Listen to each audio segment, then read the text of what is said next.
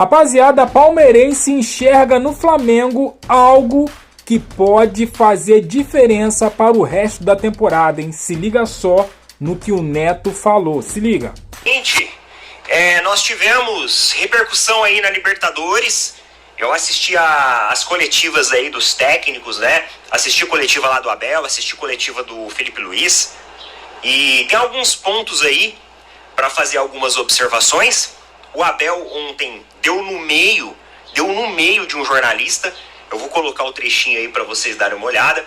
Mas antes eu quero falar aqui sobre uma coisa que o Felipe Luiz falou no final do jogo na coletiva dele. E eu achei interessante.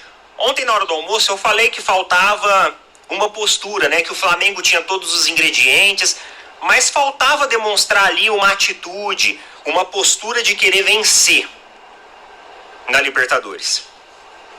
E talvez até algumas pessoas tenham levado um pouco a mal o que eu falei, porque eu até fiz uma comparação com o Palmeiras, mas quando eu fiz a comparação com o Palmeiras, eu não estou comparando, galera, o estilo de futebol, eu não estou comparando os técnicos, não é nada disso.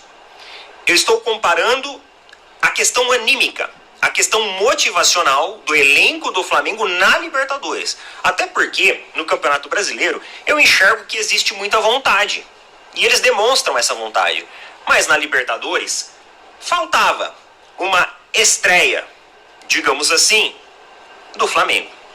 E olha só o que o Felipe Luiz falou a respeito justamente disso. Eu interpreto isso muito dentro da linha que a gente falou ontem na hora do almoço, tá?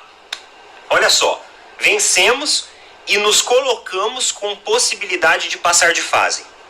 Sempre penso que temos que demonstrar dentro de campo que queremos ganhar a competição. Não queremos ser eliminados. Queremos chegar o mais longe possível, na final. O único caminho é esse, com intensidade e vontade. O sacrifício é a palavra para mim. O sacrifício que os jogadores levaram a campo passou uma mensagem para a própria competição.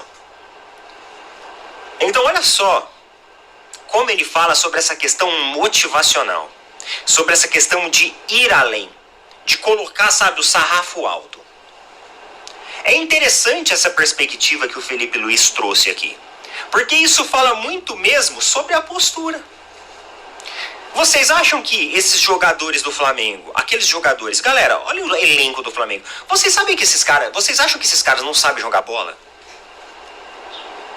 Pô, você pode colocar um técnico até mais inexperiente lá.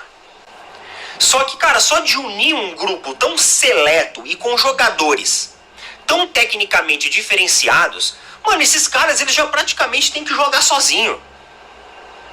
Olha a qualidade dos caras. Então, eu vejo, pelo que o Felipe Luiz falou aqui e pelos jogos anteriores do Flamengo, faltava essa intensidade. Ele mesmo falou, ó, nós mostramos para a competição. Temos que demonstrar dentro de campo que queremos ganhar.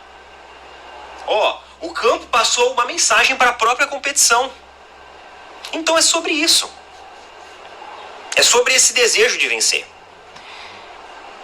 Então, quando eu falei ontem que faltava isso pro Flamengo, que o Flamengo tinha todos os ingredientes, toda a estrutura, foi basicamente o resumo da análise que o Felipe Luiz fez na coletiva pós-jogo de ontem. E foi o que o Flamengo refletiu em campo ontem.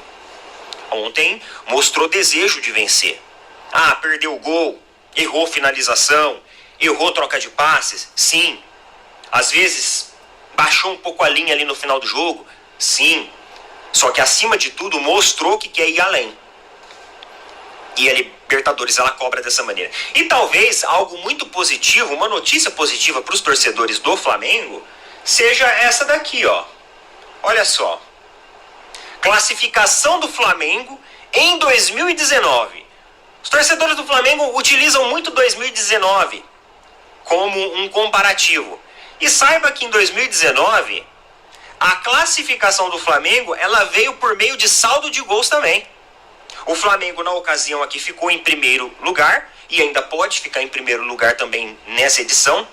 E ficou o Flamengo em primeiro com 10 pontos, o LDU em segundo com 10 pontos, o Peñarol em terceiro com 10 pontos. E aí depois veio o São José, com 4 pontos em quarto lugar. Então a classificação do Flamengo aqui, ó, número de empates, número de derrota, foi tudo igual. A classificação do Flamengo foi no saldo de gols. Isso em 2019. 2019 pode ser o claro exemplo de que uma campanha ruim na Libertadores pode permitir a correção da rota. Aí você tem que tirar lições. Você tem que tirar lições disso. A Argentina, por exemplo, começou a Copa do Mundo de forma muito ruim em 2022, terminou campeã.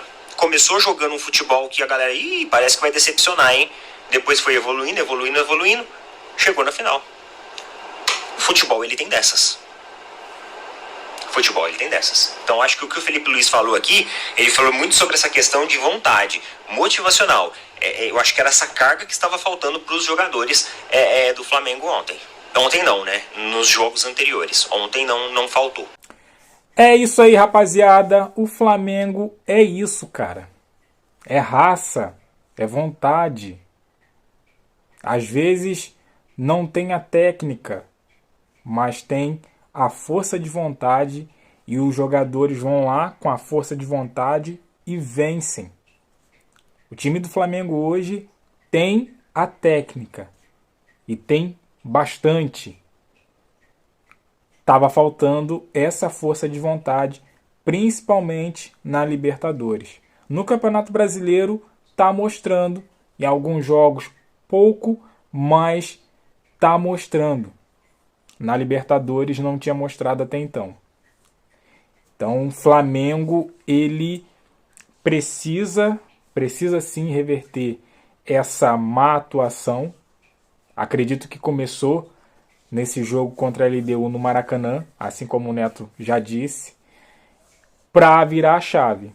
Eu falei num vídeo anterior que esse jogo seria o jogo para virar a chave, para o Flamengo engrenar na Libertadores. E o Neto trouxe o dado aí, né? Libertadores 2019, Flamengo empatado também com os outros 2 times que compõem a chave do Flamengo, e Flamengo na liderança por saldo de gols. Coincidência? Talvez. Quem sabe essa coincidência não se confirme com o Flamengo campeão da Libertadores 2025, o primeiro tetra brasileiro da Libertadores. Quem sabe? É isso aí, rapaziada. Eu quero saber de você. O que você acha? É coincidência ou o Neto já previu o futuro aí? Deixa aqui no comentário, deixa aquele like, se inscreva, compartilha. E eu fico por aqui. Até a próxima. Valeu!